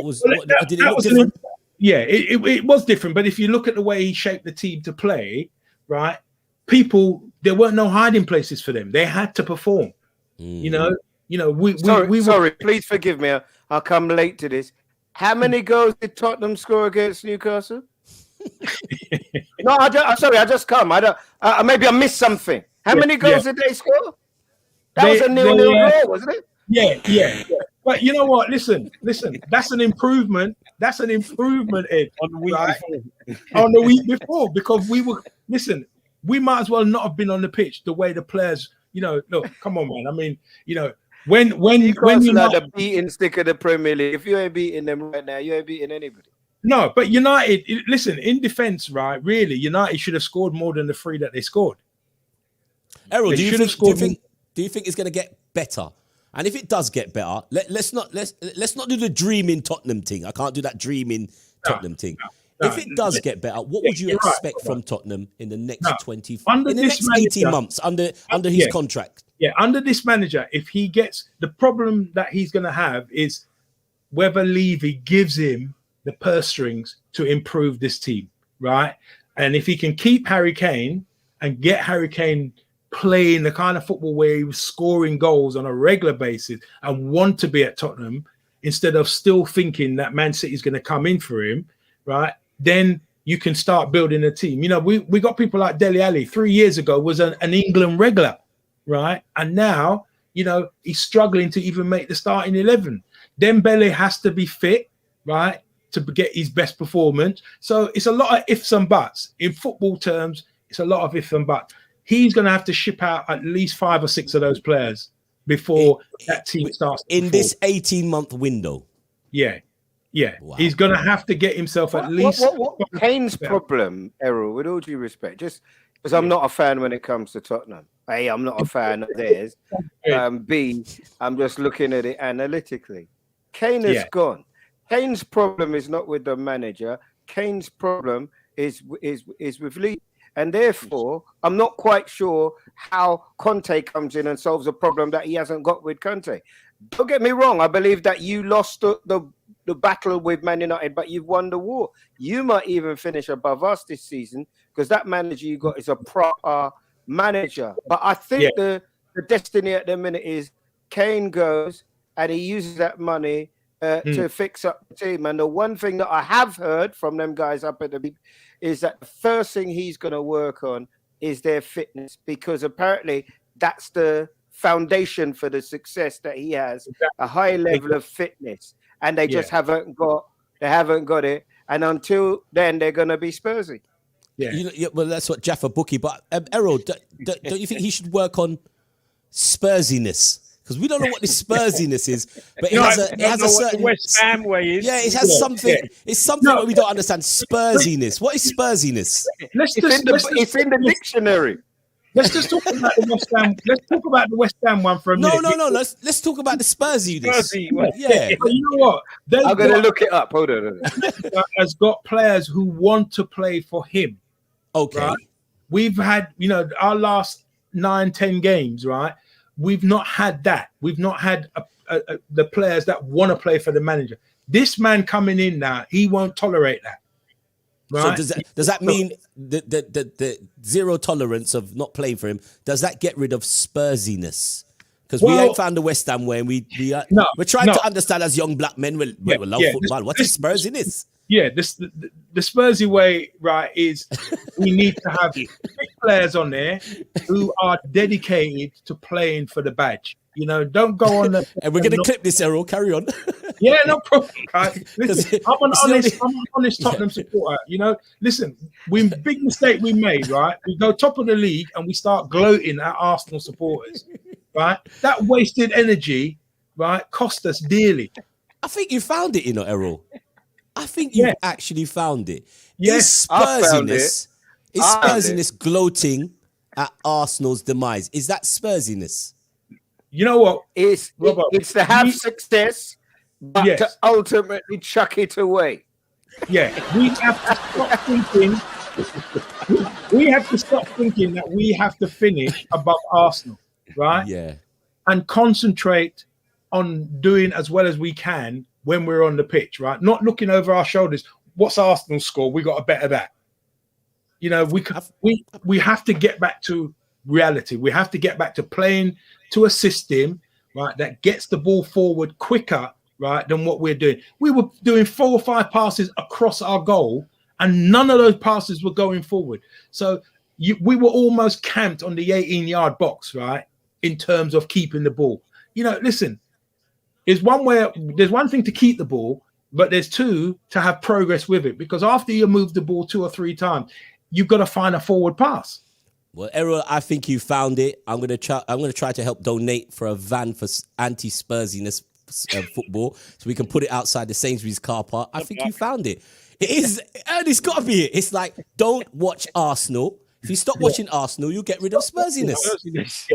Stop watching Arsenal. You know, Errol, that's the best answer so far. We just got to find what the West Ham way is now. Well, listen. Look, that manager didn't do it at Man United, and yet he's gone there twice at West Ham and done it at West Ham. So, and you know what? Look at the work rate that West Ham are putting in. I wouldn't say he done it twice. He wasn't that great before. He was. He got no. He kept them up. He kept them up. He kept them up. He went there to keep them up. He kept them up, and they got rid of him. Right? Yeah. And then was he there before Allardyce? Yeah. Yeah, and then they got rid of him and put in Allardyce. Allardyce. Glory. Allardyce was supposed to be that fashionable manager, and then he just realised that West Ham is not that fashionable, and then just brought him back. But he's doing well this season. Listen, Eddie, before we kind of crash the show in the next 5 minutes, I think he's doing well. Liverpool, Man United, Man City. What do you mean doing well? They're doing amazing. Well.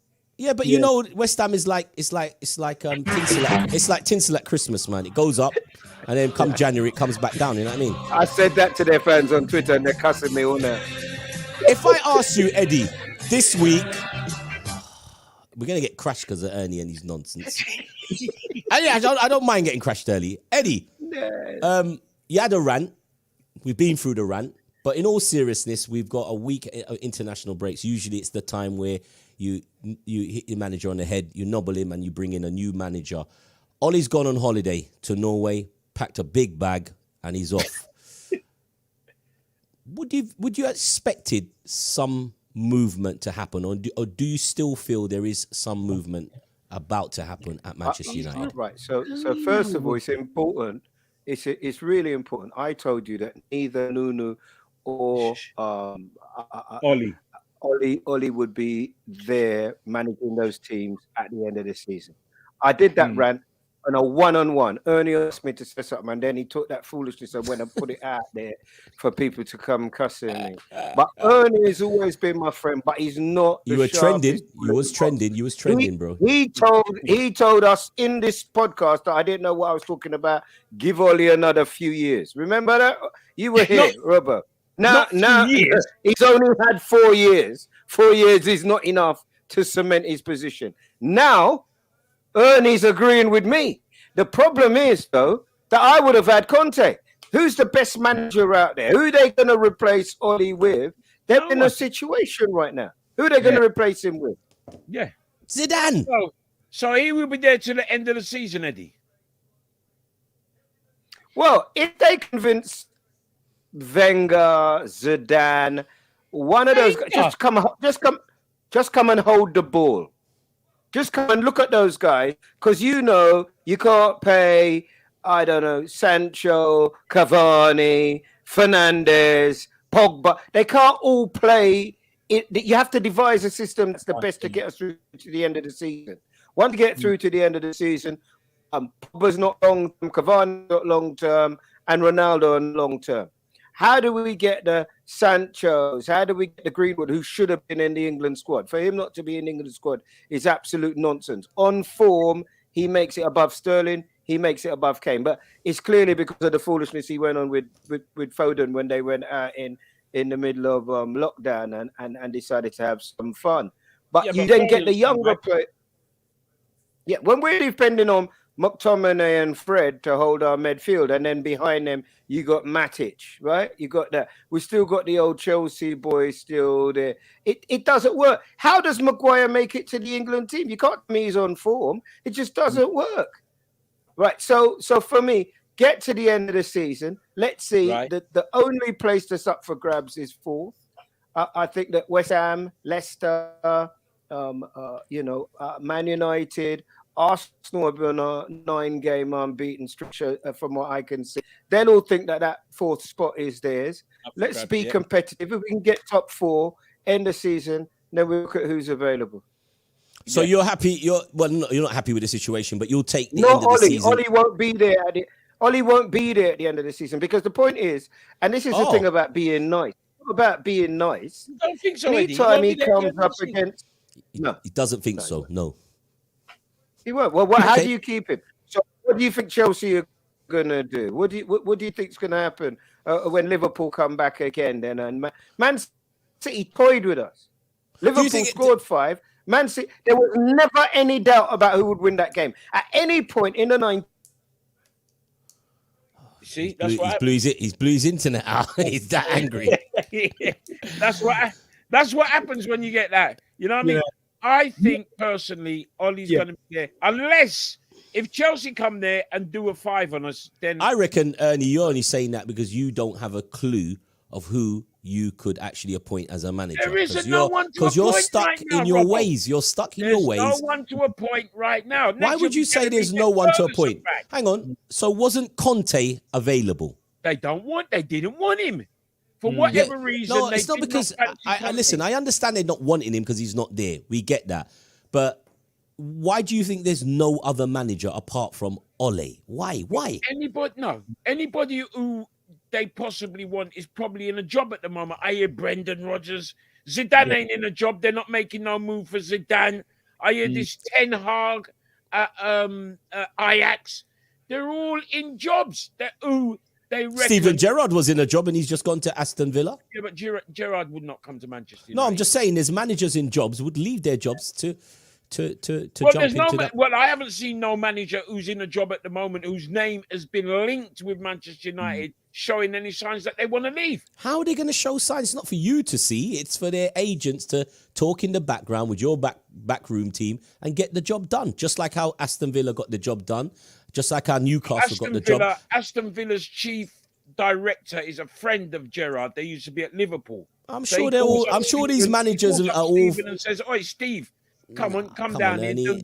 Ernie, are you telling me that because Manchester United don't have a phone book, they can't get a manager? Eddie, who would we get as a manager then? As you just blown up your internet a minute ago, ranting and raving, right? He just bust his gigabytes. He's gonna get it. You know what I mean? I don't think, I think we've got to run with Ollie unless there's another major catastrophic. What about this Ralph Ragnick guy, the German, the guy that was at Leipzig, who's now currently, I think he's in, he's director of football. The man that invented the Gergen press. He was the one you're Hagelin. You know the geezer you talk about, Hagelin. He was the one that brought Hagelin through. Yeah. He also brought through. He was the director of football. He oversaw the some of the players the current players that are currently starring up the game. Mane. This guy was the guy behind all of that. He's available. Where is he now then? He's supposed to be a friend of Ole. And Ole asked the man them to see if they can text him and fix him up with a nice little contract and get him to help him coach your team. Wouldn't you take him as well? I don't know nothing much about him. Maybe he didn't see the right edition of the Sun. I think that they've got to look at the 11 players that they put on the park. I mean, the way that United concede their goals, right? They lack pace in the back four, right? And they are vulnerable down the sides, and that's a big problem, right? When that happens, if your back four are not defending on the front foot, not defending from the sides, right? When you've got your 2 wide players in your back four, not defending what goes down the lines, that's a problem. I think United going forward, if they pick the right players, they're a match for anybody. But their problem is definitely in Errol, the you back think line. it's just the sides? I think it's right across the team from midfield to the Yeah. back four. It's the whole Yeah, but thing. let's- It starts. yeah. I think the problem starts right at the top of the pitch, defending from the top. Well, I think listen, when they get the ball to the front five, right? When that ball is in that area, yeah, but that's when it's going that way. We're talking about That's when right. teams like Right. Liverpool and Man City want to go Yeah. this way on Manchester United. They can Yeah. see 2 and 5s. but that's where the problem. That's where I think the problem. When I look at the way Man United defend, it's easy to see why they concede the goals that they concede because there isn't the greatest pace in that back four, right? And players are either going down the side to them or going straight through the middle of them. But Luke Shaw's quick, and so is Wan-Bissaka. Yeah, but it doesn't work. It doesn't work when they have to be covering the two centre halves who've got no pace. Listen, we could be carrying on this conversation for. I think we will be carrying on a conversation until the end of the season, unfortunately, That's right. Ernie. It As gives long you- as It gives you plenty to talk about. yes, I think we'll be carrying on this conversation. As long as Ole's at the wheel, this conversation will continue, bro. I think he'll be given time. I think Ollie will be given time to because,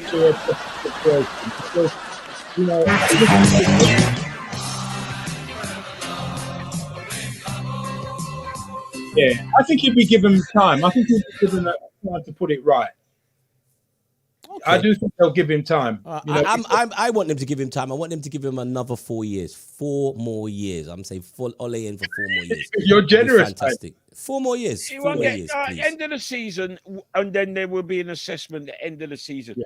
Yeah, and that's a good point that Jaffa Boogie's making as well. We got to get a CEO in because the one that we got at the moment's going. Thank God. He's so great. I've forgotten his name, but he's going. Woodward. So we need to see. I told you they're just focusing on United. They even know the names of the people. Yes, of course we do. He's got. It's the big freak show. We got to watch it. You know what I innit? mean? They got to come. It's like in there. Squid Games. You boss the place like Squid Games. But nah, lie. Hey, listen, we could talk about Man United, the woes of Man United, all day. Jaffa Boogie, final comment. Robbo, you free people, bud. You know that. God. All right, we lost 3-2 away to the 4th place team in the Premier League. Yeah. Okay, great. Do you want me to remind you who they are, Robbo? Go on in. Oh, look, Ernie. Another 10 people leaving the show. Look at that. Look at the stream count. It's going down. It's going down. The what? It's going down. Every time you play that, the stream count goes down. It's the West Ham way. You just don't understand this internet, do you? You just don't understand it. It's the West Ham way. Listen, Errol. You have to give West Ham credit for that game as well, though. You have to listen. Maximum respect to West Ham and all the West Ham fans. They did well. There's so much. We should have actually talked about the game, but as we rightfully gave you the stage today, an amazing story. I really, really do hope that you do come back, and when you do come back, you said, Robbo, we've bought the wheel, one of the wheels, because $500,000 to start with, but I think that's achievable. It sounds like a lot of money, but with the right people behind that, I think that we're shouting loud enough, it will happen. You're right. Errol knows my thought on it already. I don't really want to say what I say to Errol off air, but that should be no. Well, let's not. People. That would be a negative mark, and we want to keep it all positive. So people, if you do have campaign, guys, we're going to make it happen, and it's a that's going to make it happen. Yeah. And Most we don't definitely. want to see certain people down there trying to get in on the glory when it does happen. Well, you know, Ernie, that's going to happen anyway. But the main thing is, the main thing is, Ernie, we save lives. You can't worry about the glory hunters. It's like talking about Manchester United fans in 2021. No, but we're always there. We're always there. We're always looking on the bright side of life. The Errol Mackellar Foundation.com. Please do check him out. Errol, thanks for joining us. Thank you to Eddie. Eddie blew a gigabyte a few. And of course, Shaun Wallace. The chaser. The Dark Destroyer for joining us. He's gloating. He's at the top of the table. That was good timing, Ernie. That was very good timing. That was good timing. Listen, guys, thank you for joining the show. Please, even if you watch the show back on YouTube. No, on the YouTube. Oh, on YouTube. What about them thumbs up? You could press that thumbs up now if you're on YouTube. Just press it now. Press it. Press it for Errol. Yeah. That might help. Because if I say press for Ernie, nobody press enough. Press for Errol. Put that thumbs up. And if you enjoyed the story, and of course, we want to see Errol reach that landmark. Please watch it back. Share the show now on your Facebook page. It would really, really help. Yep. Listen, guys, it's been real. We'll be back, next week? Ernie, you ready? You ready for it? Well, I don't know. Yeah, we'll be back next week because you lot are not playing this week, so you won't lose.